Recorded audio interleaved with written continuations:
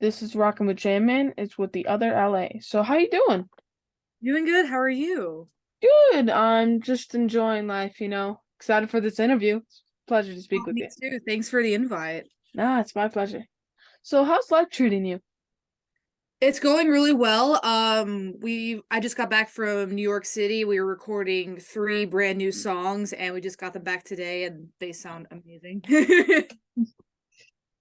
For for those who are watching and not familiar with you, can you tell me all about the band? Absolutely. So we are the other LA. We're originally from Louisiana, hence the name the other LA. We started in 2014. We were an emo cover band for a bit, and then a month into starting the band, we started writing our first original, and that's when we decided to take a whack at it. And we've been at this band for almost 10 years, actually, and I'd say it's going pretty well for us. And your new single is I'm Not Broken. That track is a banger, not gonna lie. That track is amazing. Thank you. I got some old school Evanescence vibes going. Oh my God, I love Emily. So the track has a personal touch to it as well. Is that right? Yes, I wrote I'm Not Broken because I am on the spectrum with Asperger's, and I basically wrote about how just because I think differently doesn't mean that I'm broken. I'm just a different type of human, I guess, and I'm just basically I'm not going to be broken down by society standards, and I'm going to use my voice and I'm going to be me. So you do have Asperger's, right? I do. And how does that affect you when being in the band? It's funny. People like to compare me as Jekyll and Hyde. When I'm not on stage, I am very introverted, very shy, and I stumble with I right like I'm doing right now. I jumble my words a little bit, but when I'm on stage, I'm basically Mr. Hyde. Like I there's a different version of me and I'm basically being myself and I'm on stage. Like I don't even have to think. Like it's just like, okay, it's go time. I just switch personalities just like that. I mean, is it hard writing songs at all? Not necessarily hard. Actually, it's very therapeutic for me, especially if I'm having a rough day and I go into the studio. I like to hear the music first just to get the vibe of it. To say like, okay, is this an angry song? Is this a happy song? Is this a sad song? Just to hear the mood and the tone. And then I just write lyrics from there. It takes me a couple of days to write lyrics just because I'm very much a perfectionist. I'm just like, no, that doesn't sound right. No, that doesn't sound right. So it's very therapeutic for me, actually. What about touring? Is that hard because you're not familiar with it? To be honest, touring is very difficult. Like, I don't care what anybody says, touring is very difficult because anything can happen. Your bus can break down, the venue will cancel on you last minute. You get in a wreck. Like touring is not easy. I'm not going to sugarcoat it. It's not easy, but I love touring. I wouldn't want to do anything else with my life except playing touring and writing music. So this is what I chose to be in life, and I would not have it any other way.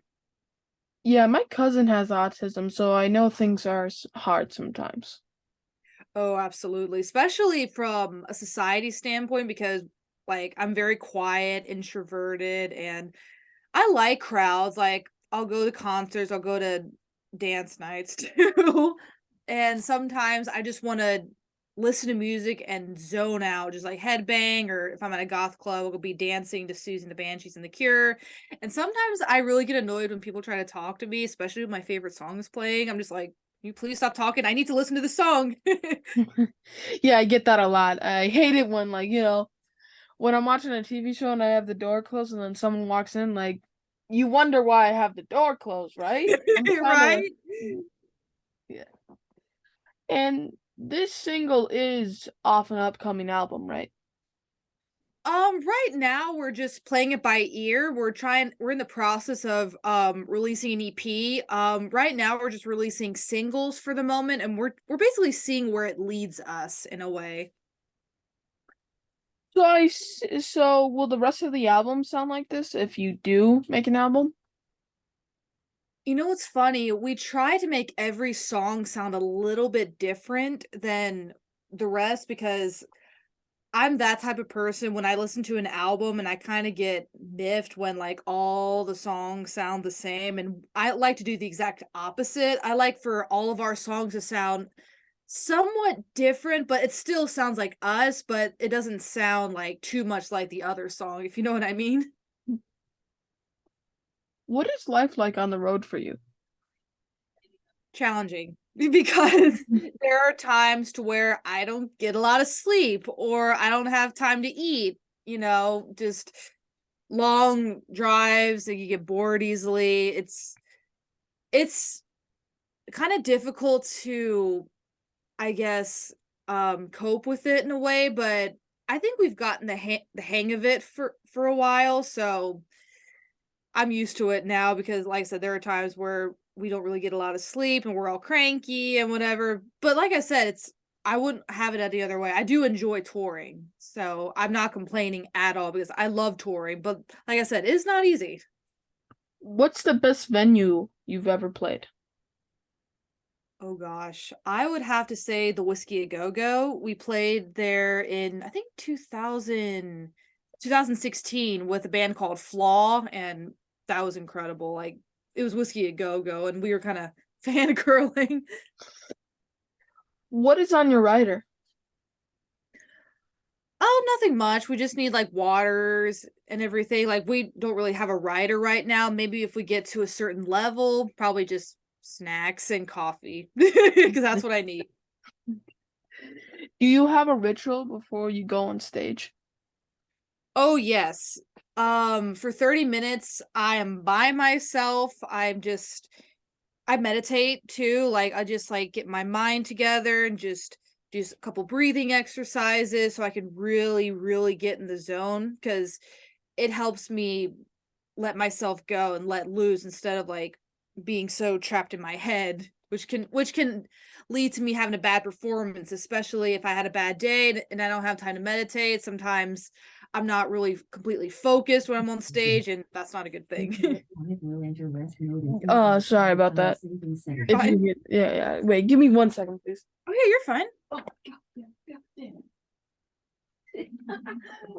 God, damn, so sorry about that. No, no, you're fine. So, ever have a crazy interaction with a fan? Oh yes, I have. So it was back in my hometown in Louisiana. I'm just minding my business in my dad's car, listening to music, and this guy thought it was a good idea to open the car door and hop in the car with me, saying, "Oh my god, I like this song." It turns it up. I'm just like, "What are you doing? Oh What?" my God. I was like, "What are you doing?" I was just freaked out. It's like, just oh my god. But the sound guy kicked him out, thank God. But just like, you don't do that to somebody. Like, open a stranger's car door and turn up their radio. Just like, what are you doing? Oh my God. It's like if I see like someone watching TV alone and I open up the window and just like, yo, what you watching? This is my favorite TV show. I love this. You should invite me every single day. I love this show. Come on. Oh my God, that had been so scary. That would be I very scary. wasn't really afraid. I was just in shock. I was like, this can't be happening. I must be dreaming. This is not happening right now. Yeah, that is very random. Like that is very. Very random. I was just like, what? What is your favorite memory from playing a show? Oh, let's see. Well, when we lived in Louisiana, it would always be a tradition. If we played a hometown show, we would go to our favorite restaurant, which is called Mel's Diner. It was open 24 hours, and we would all get breakfast food, get milkshakes, and we would invite all of our friends to sit at this one booth in the back. We invite about it like it's 5 people in the band. We would invite 8 other people to come with us. We'd all hang out and just have a good time, and those are really good memories. And we moved to Nashville, I think in 2018, and Nashville's a great rock scene. Like they've accepted us as their own. Like they're very welcoming. But there are times where I do miss Louisiana. What is your worst? Oh dear. We played in Baton Rouge, Louisiana one time, and just everything went wrong. My mic went out, the guitars went out, there was feedback. It was like right in the first song, feedback everywhere, and it was just insane. And only like 3 people showed up too. It was a disaster. What is next for you?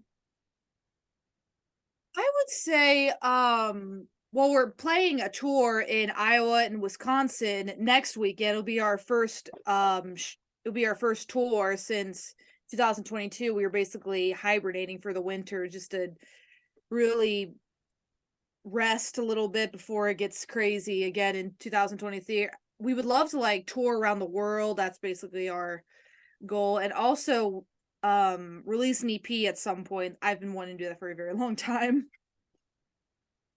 How do my followers follow you? We're on Facebook, Instagram, TikTok, and Spotify and YouTube. We're basically on all social media platforms. So definitely give us a like and share our band page, and we'd really appreciate it. Do you have any cool merch?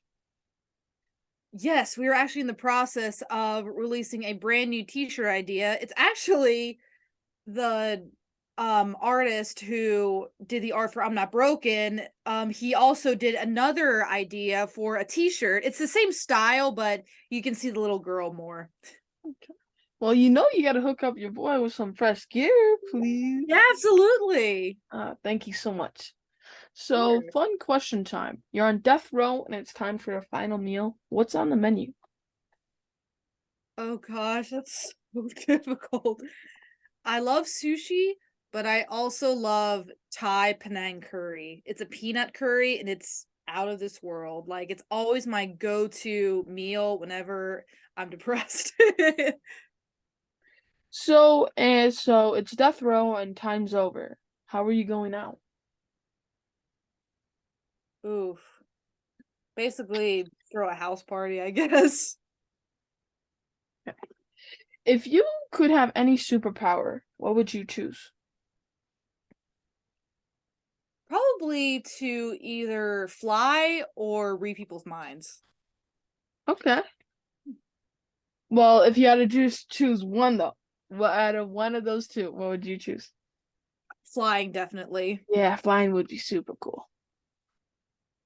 Okay, let's say you could choose any song ever written by any band, and you can change that song where you were the one who wrote it and it was your song. What song would it be and why? I would probably have to say A Perfect Circle Passive because that's actually the very first song I ever got introduced to Maynard James Keenan, and he is my idol. And just the song itself, it has this ethereal gothic sound. It's not goth. I'm a big fan of goth music, but A Perfect Circle is more art rock in a way, but that song just hits me to my core. Like it would be awesome if I wrote that song because it's actually my favorite song. Who's winning the Super Bowl? I'm really hoping the Eagles because I have family in Philadelphia, so I'm pulling for the Eagles. I got something to say. Why don't rock bands get to play the halftime show?